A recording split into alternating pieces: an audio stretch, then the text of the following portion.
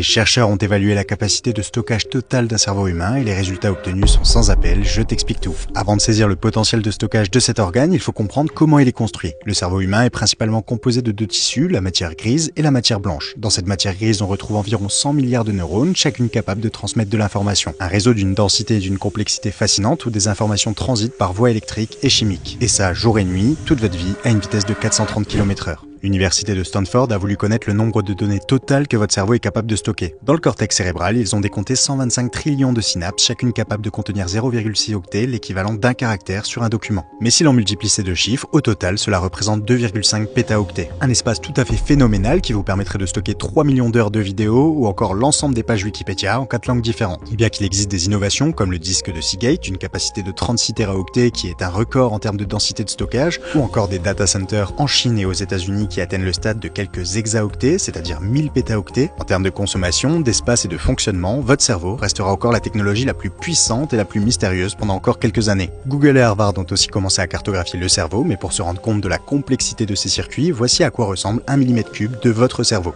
Donne-nous ton avis et abonne-toi.